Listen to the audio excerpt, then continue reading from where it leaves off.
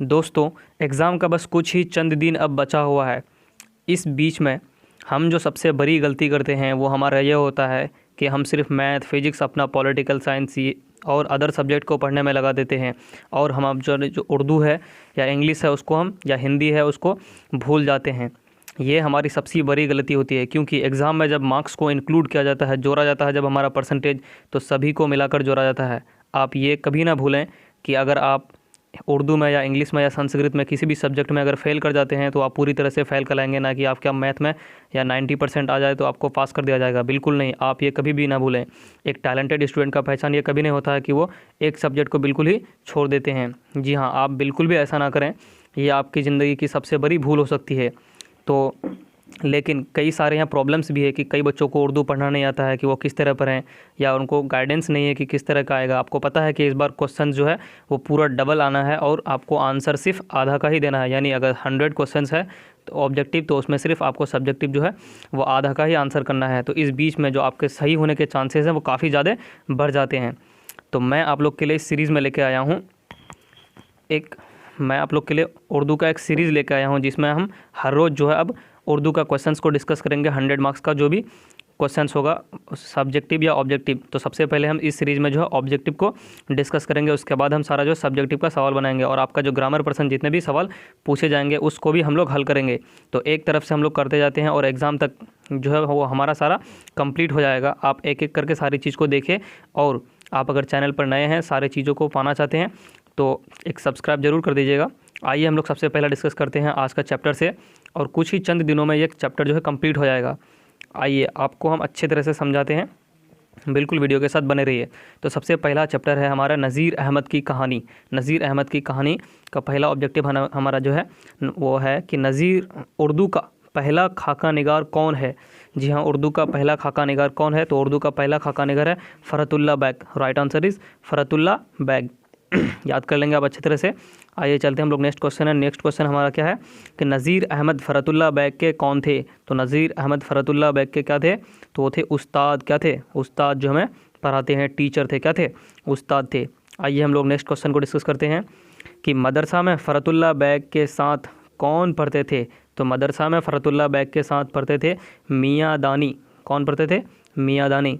ये क्वेश्चंस जो है काफ़ी इंपॉर्टेंट है और ये प्रीवियस ईयर में काफ़ी बार आ चुके हैं। जी हाँ दोस्तों, आप इनको अच्छे से पढ़ें। आइए हम लोग नेक्स्ट क्वेश्चन को डिस्कस करते हैं। नज़ीर अहमद का ताल्लुक़ किस सिन्फ से है। तो नज़ीर अहमद का ताल्लुक़ किस सिन्फ से है? वो नावल से है। किससे है? नावल से। The right answer is novel. जी हाँ, नावल आप जानते हैं कि एक बड़े जो है लंबे कहानी को नावल कहा जाता है। जिस तरह अफसाना होता है नावल, तो अफसाना क्या होता है? कुछ चंद घटनाओं को जो बयान किया जाता है, और नावल जो है एक लंबे कहानी की तरह होता है, उनको कहा जाता है नावल। तो नज़ीर अहमद का ताल्लुक़ किस सिन्फ से है? तो वो नावल से है। वो किससे है? नावल से। आइए नेक्स्ट क्वेश्चन, पाँचवां क्वेश्चन को हम लोग देखते हैं। इसमें क्या लिखा हुआ है कि नावल जो है मरतुल उरूज। सबसे पहले याद करेंगे कि मरतुल उरूज क्या है? एक नावल है। इसके मुसन्निफ़ कौन है, यानी इसको लिखने वाले कौन है? तो नावल को जो है इसको लिखने वाले हैं डिप्टी नज़ीर अहमद। डिप्टी नज़ीर अहमद साहब। इसको कौन लिखे? मरतुल उरूज को। अगर आपको कह दिया जाए कि इसमें देखिए सब्जेक्टिव इन्हीं से बनाए जाते हैं। उर्दू का सब्जेक्टिव काफ़ी आसान होता है। आप सब सिर्फ ऑब्जेक्टिव को अगर पढ़ेंगे तो सब्जेक्टिव आराम से 2 नंबर का जो पूछा जाता है वो बन जाएगा। कि अगर कह दे सब्जेक्टिव में, अगर सब्जेक्टिव में यह क्वेश्चन होता तो किस तरह आता है कि डिप्टी नज़ीर अहमद का किसी एक नावल का नाम लिखिए, तो आप क्या लिखेंगे? मरतुल उरूज। सिंपल आंसर बस हो गया, इतना ही लिखना है आपको, एक्स्ट्रा कुछ भी नहीं लिखना है। मैं आपको बताऊंगा भी आगे अनेक दूसरे वीडियो में कि किस तरह से आपको उर्दू का आंसर लिखना है, या लेटर एप्लीकेशन किस तरह से आएगा, वो सारा मैं आपको डिस्कस करूँगा। अगर आपको चाहिए तो आप कमेंट सेक्शन में ज़रूर बताइएगा। आइए हम लोग नेक्स्ट क्वेश्चन को डिस्कस करते हैं। क्वेश्चन नंबर 6 है हमारा कि नज़ीर अहमद किस मशहूर शख्सियत के उस्ताद थे। यानी नज़ीर अहमद जो है वो किसके उस्ताद थे? तो वो किस शख्सियत के उस्ताद थे? वो थे फ़रतुल्लाह बैग के। फ़रतुल्लाह बैग के उस्ताद थे वो नज़ीर अहमद। ठीक है, आइए हम लोग नेक्स्ट क्वेश्चन को डिस्कस करते हैं। क्वेश्चन नंबर 7 है हमारा कि फ़रतुल्लाह बैग नज़ीर अहमद के घर क्यों आते थे। फ़रतुल्लाह बैग नज़ीर अहमद के घर क्यों आते थे? तो इसका रीज़न है पढ़ने के लिए आते थे। किसके लिए आते थे? तो वो आते थे पढ़ने के लिए। जी हाँ दोस्तों, वो किसके लिए आते थे? पढ़ने के लिए। आइए नेक्स्ट क्वेश्चन को डिस्कस करते हैं हम लोग। नज़ीर अहमद की कहानी के मुसन्निफ़ कौन है? नज़ीर अहमद की कहानी के मुसन्निफ़, यानी नज़ीर अहमद की कहानी को जो है वो किसने लिखा है? तो वो लिखा है फ़रतुल्लाह बैग ने। किसने लिखा है? फ़रतुल्लाह बैग। ठीक है, चले हम लोग नेक्स्ट क्वेश्चन को डिस्कस करते हैं कि नज़ीर अहमद की कहानी का ताल्लुक़ किस सिन्फ अदब से है, यानी वो क्या है। जैसे अगर कोई कहानी को लिखता है तो वो कोई अफ़साना हो सकता है, नावल हो सकता है, मुकालमा हो सकता है, इंसाइया हो सकता है। तो इसी के बारे में पूछा है कि नज़ीर अहमद की कहानी का ताल्लुक़ किस सिन्फ से है। तो नज़ीर अहमद की कहानी का जो ताल्लुक़ है वो किससे है, वो खाका से है। किससे है, खाका से। जी हाँ दोस्तों, ये याद कर लेंगे। ये क्वेश्चन जो है काफ़ी इंपॉर्टेंट होते हैं, कई बार ये रिपीट हो चुके हैं। आइए हम लोग नेक्स्ट क्वेश्चन को डिस्कस करते हैं। क्वेश्चन नंबर 10 है हमारा अगला क्वेश्चन है कि फ़रतुल्लाह बैग की कौन सी तसनीफ़ शामिल निसाब में है, यानी फ़रतुल्लाह बैग का जो कौन सा लिखा हुआ मजमुआ तसनीफ़ जो है इस किताब में है, यानी आपके 100 मार्क्स के बुक में है। ठीक, तो इसका राइट आंसर है हमारा आंसर नंबर 6 सी, नज़ीर अहमद की कहानी। कौन सा, फ़रतुल्लाह बैग का कहानी कौन सा है, नज़ीर अहमद की कहानी, यानी नज़ीर अहमद की कहानी कौन लिखा है, फ़रतुल्लाह बैग, और उसी का जो हमारा किताब में निशाब में शामिल है। ओके, चलिए हम लोग नेक्स्ट क्वेश्चन को देखते हैं कि फ़रतुल्लाह बैग शेरी ख़्वानी में किस तरह की गलतियां करते थे, यानी शेर ख़्वानी में जो फ़रतुल्लाह बैग किस तरह की गलतियां करते थे, बड़ी गलती करते थे, छोटी गलती करते थे। तो इसका राइट आंसर है एराब की। एराब जो है एक ग्रामर पर्सन का है, यानी एराब में वो मिस्टेक करते थे। जिस तरह से अगर नाउन प्रोनाउन की हम लोग बात करें तो हम लोग कभी कभी जो है वर्ब में गलत कर देते हैं कि किस तरह का वर्ब हमको कहाँ यूज़ करना चाहिए। तो उसी तरह जो फ़रतुल्लाह बैग किस तरह का मिस्टेक करते थे, वो एराब में मिस्टेक करते थे। किस में मिस्टेक करते थे, एराब में। ठीक है, आइए हम लोग नेक्स्ट क्वेश्चन को डिस्कस करते हैं कि किसी शख्स की तहरीरी तस्वीर कसी को क्या कहते हैं, यानी किसी शख्स की, कोई जब राइटर जो लिखता है उसकी तहरीर तस्वीर कसी को, यानी आयशा बयान करता है जिससे उसकी तस्वीरी ज़ाहिर हो, लिखता तो है लेकिन वो तस्वीर कसी को बयान करता है, तो उसको क्या कहा जाता है। तो उसका राइट आंसर है खाका निगारी। खाका निगारी एक ऐसा ये है जिससे लिख करके किसी की तस्वीर कसी की जाती है। ओके, चलिए हम लोग नेक्स्ट क्वेश्चन को डिस्कस करते हैं। क्वेश्चन नंबर 13 हमारा, मिर्ज़ा फ़रतुल्लाह बैग के जद्दा मजद किस बादशाह के ज़माने में हिंदुस्तान आए थे, यानी फ़रतुल्लाह बैग के जो है ख़ानदान वो किस बादशाह के ज़माने में उस्ताद आए, हिंदुस्तान आए थे, हमारे मुल्क में आए थे। तो उसका राइट आंसर है क्वेश्चन नंबर 13, जी हाँ 13 का राइट आंसर है हमारा सी, यानी शाह आलम शानी के, किसके ज़माने में आए थे, शाह आलम शानी के ज़माने में आए थे। इसका राइट आंसर सी है। ओके, आइए हम लोग नेक्स्ट क्वेश्चन को डिस्कस करते हैं। क्वेश्चन नंबर 14 है हमारा कि मिर्ज़ा फ़रतुल्लाह बैग के जद्दा मजद कौन थे। जद्दा मजद उसके कौन थे फ़रतुल्लाह बैग के, तो उसका जद्दा मजद कौन था, उसका था मिर्ज़ा अफ़ज़ल बैग। कौन था जद्दा मजद, जद्दा मजद कौन था इसका, मिर्ज़ा फ़रतुल्लाह बैग। ठीक है, आइए क्वेश्चन नंबर अगला है हमारा कि फ़रतुल्लाह बैग के दादा कौन थे। फ़रतुल्लाह बैग का दादा का नाम पूछा है, तो उसका जो है दादा था वो था मिर्ज़ा अब्दुल्ला बैग। कौन था, Mirza Abdullah bag. Right answer is Mirza Abdullah bag. Okay, आइए हम लोग नेक्स्ट क्वेश्चन को डिस्कस करते हैं। क्वेश्चन नंबर 16 हमारा, मिर्ज़ा फ़रतुल्लाह बैग की पैदाइश कब हुई। मिर्ज़ा फ़रतुल्लाह बैग की पैदाइश कब हुई थी, तो मिर्ज़ा फ़रतुल्लाह बैग की पैदाइश हुई थी 1885 में। किस में होते हैं, 1885 में। ये क्वेश्चन काफ़ी इंपॉर्टेंट है। जी हाँ दोस्तों, ये क्वेश्चन ज़्यादा चांस है कि इस बार पूछने वाला है, क्योंकि जिसका भी जो है जो भी राइटर है या जिसके बारे में भी यहाँ डिस्कस किया गया है, तो अगर उसका जन्मदिन तो ज़रूर वो आना है, जन्मदिन या मृत्यु जो है वो पैदा कब हुई, उसकी वफ़ात कब हुई, ये काफ़ी इंपॉर्टेंट क्वेश्चन है, तो इसको आप लोग अच्छे से याद कर लेंगे। ठीक, अगला क्वेश्चन है हमारा, मिर्ज़ा फ़रतुल्लाह बैग के वालिद कौन थे। मिर्ज़ा फ़रतुल्लाह बैग के वालिद कौन थे, या उसका नाम भी देख सकते हैं हम लोग कि मिर्ज़ा फ़रतुल्लाह बैग के वालिद कौन थे। तो उसका वालिद था कौन, मिर्ज़ा हशमतुल्लाह बैग। कौन थे, मिर्ज़ा हशमतुल्लाह बैग। कौन थे, मिर्ज़ा हशमतुल्लाह बैग। मिर्ज़ा फ़रतुल्लाह बैग के वालिद कौन थे, मिर्ज़ा हशमतुल्लाह बैग। देखिए, सिर्फ पढ़ने से नहीं होगा, अगर आप सुन करके भी अगर अच्छे से ध्यान रखेंगे तो एग्ज़ाम में आराम से जो आंसर दिया जा सकता है। जी हाँ दोस्तों, आप एग्ज़ाम में आराम से लिख सकते हैं और हमें उम्मीद है कि आप अच्छे से पास कर जाएंगे। अगला क्वेश्चन हमारा, जब मिर्ज़ा फ़रतुल्लाह बैग की पैदाइश कहाँ हुई। मिर्ज़ा फ़रतुल्लाह बैग की पैदाइश कहाँ हुई थी, वो हुई थी दिल्ली में। ये तो आप लोग जानते ही होंगे। मिर्ज़ा फ़रतुल्लाह अगर नहीं जानते हैं तो याद कर लीजिए, मिर्ज़ा फ़रतुल्लाह बैग की पैदाइश कहाँ हुई थी, दिल्ली में। अगला क्वेश्चन हमारा, मिर्ज़ा फ़रतुल्लाह बैग की वफ़ात कब हुई। ये क्वेश्चन काफ़ी इंपॉर्टेंट है, इस बार 2021 में आने ही वाला है। ये क्वेश्चन आप लिख लीजिए कि मिर्ज़ा फ़रतुल्लाह बैग की वफ़ात कब हुई। मिर्ज़ा फ़रतुल्लाह बैग की वफ़ात हुई थी 1947 में, जब हमारा मुल्क आज़ाद हुआ था। अगला क्वेश्चन हमारा कि फ़रतुल्लाह बैग के मुज़ामिन फ़रत उसका मजमूआ लिखा हुआ है के नाम से कितने जिल्दों में शाले हुए, यानी कितने पेपर में जो लिखे हुए, तो वो कितने पेपर में थे, वो थे 7 पेपर में, 7 जिल्द में शामिल था। जी हाँ दोस्तों, फ़रतुल्लाह बैग के मजमूआ कितने जिल्द में शामिल था, तो वो 7 जिल्द में शामिल था। ठीक है, आगे हम लोग डिस्कस करते हैं। आगे हम लोग ऑब्जेक्टिव को डिस्कस करते हैं। तो सेकंड चैप्टर में आ गए अब हम लोग। इसमें है फर्स्ट की मिट्टी का तेल। चैप्टर का नाम क्या है, मिट्टी का तेल। अब हम लोग समझते हैं मिट्टी का तेल में कि मिट्टी का तेल किसका मजमून है, नहीं मिट्टी का तेल जो है वो किसको लिखा है, तो मिट्टी का तेल मजमून है किसका, ख्वाजा हसन नज़ामी का। ये काफ़ी इंपॉर्टेंट क्वेश्चन है, आप इसको बिल्कुल अच्छे से याद कर लीजिएगा। ठीक, चलिए हम लोग आगे चलते हैं।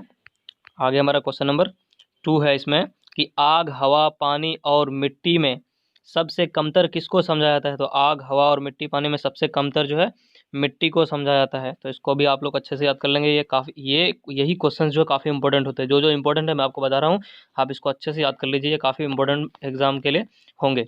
चलिए आगे क्वेश्चन नंबर को हम लोग डिस्कस करते हैं। क्वेश्चन नंबर 3 है, गदर के वाक़यात को अफसानों और नावल की शक्ल में किसने पेश किया था। गदर का जो घटना हुआ था, जो लड़ाई हुई थी वहाँ, उसमें जो है वो किसको वो जो इसमें नावल पेश किया था, नावल के और अफसाना के शक्ल में नहीं, उसको एक कहानी के तौर पर जो है किसने लिखा था, तो वो लिखा था, इसका आंसर में हाली। किसने लिखा था, हाली ने लिखा था, अल्ताफ़ हुसैन हाली। ठीक है, आइए हम लोग चलते हैं। क्वेश्चन नंबर 4 है हमारा, इनमें कौन सी तख्लीक अफसाना नहीं है, इनमें से जो है कौन सी तख्लीक अफसाना नहीं है, इनमें से जो कौन सा जो है कहानी की जो है वो उनमें से अफसाना नहीं है, तो अफसाना वो है नज़ीर अहमद की कहानी। नज़ीर की छूट गया इसमें, नज़ीर अहमद की कहानी है, वो अफसाना नहीं है। ठीक, आगे हम लोग चलिए डिस्कस करते हैं कि मशहूर फितरत उर्दू के किस नस्र निगार के बारे में इस्तेमाल किया जाता है, तो इस्तेमाल किया जाता है किसके बारे में, तो ख्वाजा हसन नज़ामी के बारे में जो मशहूर फितरत इस्तेमाल किया जाता है। इसको भी याद कर लेंगे आप लोग। आगे क्वेश्चन नंबर 6 हमारा काफ़ी इंपॉर्टेंट है। इसमें कहा गया है कि ख्वाजा हसन नज़ामी की पैदाइश कब हुई, तो ख्वाजा हसन नज़ामी की पैदाइश हुई थी 1878 में। ये काफ़ी इंपॉर्टेंट क्वेश्चन है, आप इसको बिल्कुल भी स्किप मत कीजिएगा। ठीक, चलिए आगे हम लोग डिस्कस करते हैं कि ख्वाजा हसन नज़ामी के वालिद का क्या नाम था। ख्वाजा हसन नज़ामी के वालिद का नाम था वफ़ात, सॉरी इस हाँ, क्या नाम था, तो ख्वाजा हसन नज़ामी के वालिद का नाम था सैयद आशिक अली। क्या नाम था, Syed Ashiq Ali. Answer number C is the right answer. And moving forward we have question number 8 and it says कि ख्वाजा हसन नज़ामी की वफ़ात कब हुई, तो ख्वाजा हसन नज़ामी की वफ़ात हुई थी 1955 में। कब हुई थी, 1955 में। चलिए हम लोग आगे डिस्कस करते हैं। क्वेश्चन नंबर 9 कहता है कि मजमून किस तरह के अदब में शामिल है, कि मजमून जो है वो किस तरह के अदब में शामिल है, तो मजमून किस तरह के अदब में शामिल हुआ है, गैर अफसानवी अदब में, यानी इसमें अफसाना का जिक्र नहीं होता है। ठीक, आइए हम लोग आगे डिस्कस करते हैं कि किसी खास मौजू पर जो तहरीर कलमबंद की जाए इसे क्या कहते हैं, तो उसको कहा जाता है मजमून। मजमून जो है किसी एक टॉपिक पर लिखा जाता है, उसी को जो है मजमून कहा जाता है, किसी एक टॉपिक पर जो लिखा जाए उसको कहा जाता है मजमून। अब हम लोग चैप्टर नंबर 3 को डिस्कस करने की कोशिश करते हैं।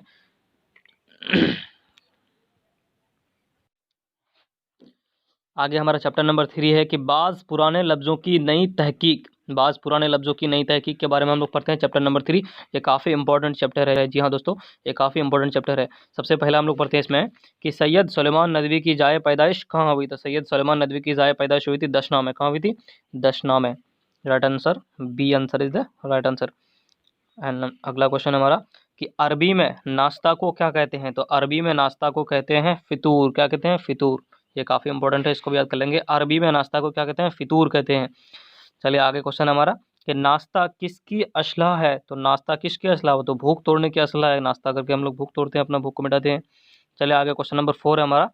क्वेश्चन नंबर 4 में क्या कहता है कि सैयद सुलेमान नदवी का पहला मजमून किस अखबार में शाले हुआ था, तो सैयद सुलेमान नदवी का पहला मजमून जो है किस अखबार में शाले हुआ था, वो हुआ था अल पंच में। किस में हुआ था, अल पंच में। ठीक है, आइए हम लोग आगे क्वेश्चन डिस्कस करते हैं कि सैयद सुलेमान नदवी किसके शागिर्द थे, तो सैयद सुलेमान नदवी किसके शागिर्द थे, तो इसका राइट आंसर है answer number B, Shibli Numani का। किसके? सैयद सुलेमान नदवी किसके शागिर्द थे? तो सैयद शिबली नुमानी के। यही क्वेश्चन जो इंपॉर्टेंट होते हैं आपके बोर्ड एग्जाम के लिए, इसको आप अच्छे से याद कर लेंगे और आप अच्छे से अच्छे मार्क्स को अचीव करेंगे। आइए हम लोग आगे बढ़ते हैं क्वेश्चन नंबर 6 में कि सैयद सुलेमान नदवी की वफ़ात कब हुई? तो सैयद सुलेमान नदवी की वफ़ात हुई थी कब? 1953 में, 1953 में। ठीक है, आगे हम लोग क्वेश्चन को डिस्कस करते हैं। क्वेश्चन नंबर इसमें है कि सैयद सुलेमान नदवी का ताल्लुक किस शोबा से था? किस शोबा से, किस जिले से, स्टेट से था? तो वो था शोबा बिहार से। सैयद सुलेमान नदवी कहाँ के थे? तो वो बिहार के थे। ठीक है, आगे क्वेश्चन नंबर हमारा कि बाज़ पुराने लफ्ज़ों की नई तहकीक किसका मजमून है? बाज़ पुराने लफ्ज़ों की नई तहकीक जो है किसका लिखा हुआ? तो सैयद सुलेमान नदवी का। उसका बार बार जिक्र हुआ तो ऑब्वियसली वही होगा इसका। तो देखिए, कोई भी आप बुक को पढ़ते हैं, लिटरेचर बुक में, वो काफ़ी इंपॉर्टेंट क्वेश्चन क्या होता है उसमें कि कौन सा जो उसका राइटर कौन है, उसका जन्म कहाँ हुआ है और कब हुआ है और वफ़ात उसकी कब हुई। तो ये काफ़ी इंपॉर्टेंट क्वेश्चन होते हैं। ये क्वेश्चन जो है काफ़ी 3-4 क्वेश्चन तो इसमें से पूछ ही देते हैं इन सारे टॉपिक्स में से। आइए हम लोग आगे क्वेश्चन को डिस्कस करते हैं कि इसमें लिखा है कि मदरसा इमदादिया दरभंगा में किस मारूफ अदीब ने तालीम हासिल किया था? तो किस मारूफ अदीब ने तालीम हासिल किया था? तो वो किया था सैयद सुलेमान नदवी ने। ठीक है, मदरसा दरभंगा में। तो इसमें क्वेश्चंस पूछेगा कि सैयद सुलेमान नदवी ने अपना तालीम कहाँ हासिल किया था? तो लिखेंगे आपके दरभंगा में। कहाँ किया था? दरभंगा जिला में। ठीक है, आगे क्वेश्चन हमारा कि पटना के रिसाला अलपंच में सैयद सुलेमान नदवी का कौन सा मजमून साले हुआ? कौन सा मजमून जो साले हुआ था उसका पब्लिश किया था, लिख करके वो छापा था? तो उसका आंसर है क्या है? खातूनों की तालीम। खातूनों की तालीम यानी औरतों की तालीम। ठीक है, आगे क्वेश्चन से क्वेश्चन नंबर 11 इसमें कि कोरमा किस जबान का लफ्ज़ है? कोरमा जो है किस जबान का लफ्ज़ है? तो कोरमा है तुर्की जबान का लफ्ज़। किसमें? तुर्की में ये भाषा जो है यूज़ किया जाता है कि कोरमा किसको बोलता है? तुर्की ज़बान का लफ्ज़ है ये। सैयद सुलेमान नदवी की वफ़ात कहाँ हुई? तो सैयद सुलेमान नदवी की वफ़ात हुई थी कराची में। कराची आप जानते हैं कराची कहाँ है? कराची पाकिस्तान में है। किसमें है? पाकिस्तान में। ठीक है, आगे क्वेश्चन नंबर 13 हम लोग डिस्कस करते हैं कि नौदतुल इल्मा में क़याम के दौरान सैयद सुलेमान नदवी ने किस रिसाले की अदारत की? तो वो किस रिसाले की अदारत की थी, शुरुआत की थी? तो वो की थी अल अल अलंदो अलंदो अलंदो। हो सकता है मेरे पढ़ने में कुछ मिस्टेक हो तो आप इसको अच्छे से देख लेंगे एक बार, अलंदो में। ठीक है, और क्वेश्चन नंबर लास्ट जो है हमारा कहता है कि शिबली की वफ़ात के बाद सैयद सुलेमान नदवी ने इनकी किस नामुकम्मल तसनीफ़ को मुकम्मल किया था? यानी जो है वो कुछ लिख कर के रखे थे और इसको जो वो पूरा किए थे। कौन? तो शिबली की वफ़ात के बाद, यानी शिबली जो है कुछ लिखे थे, उनमें से जो सैयद सुलेमान नदवी उनको पूरा किए थे। ठीक, तो उनका कौन सा मजमून था, क्या था? तो वो था सीरतुन नबी। क्या था? सीरतुन नबी। सीरतुन नबी को जो है उन्होंने पूरा किया था, उसका लिखा था। यहाँ पर होता है मेरा कंप्लीट, और इसमें से एक क्वेश्चन जो है छूट गया है, वो काफ़ी इंपॉर्टेंट क्वेश्चन। इस क्वेश्चन नंबर 13 तो हो गया मेरा। एक मैं आपको क्वेश्चन पूछना चाहता हूँ, वो आप उसका जवाब देंगे कि सैयद सुलेमान नदवी के वालिद का जो है क्या नाम था? तो छोड़िए मैं बता देता हूँ। सैयद सुलेमान नदवी के वालिद का नाम था सैयद अबुल हसन। क्या नाम था? सैयद अबुल हसन। ये काफ़ी इंपॉर्टेंट क्वेश्चन है, इसको भी आप लोग ध्यान से रखेंगे। यहाँ इसको टाइपिंग करने में थोड़ा सा मिस्टेक हो गया था इसीलिए। तो आज हम लोग जो है चैप्टर नंबर 3 तक डिस्कस किए हैं। आने वाले वीडियो में ये कुछ ही चंद दिनों में ये पूरा कंप्लीट हो जाएगा और इसके बाद हम लोग ग्रामर पर्सन को भी डिस्कस करेंगे। तो अगर आप लेटेस्ट वीडियोज़ को पाना चाहते हैं तो चैनल को सब्सक्राइब और लाइक ज़रूर कर दीजिएगा। ठीक है, आज के लिए इतना ही। मैं उम्मीद करता हूँ कि आप लोग को अच्छे से समझ में आया होगा और आप जो है एग्ज़ाम में अच्छे से अच्छे मार्क्स को अचीव करेंगे। आप तैयारी करते रहिए। आज के लिए बस इतना ही। Best of luck.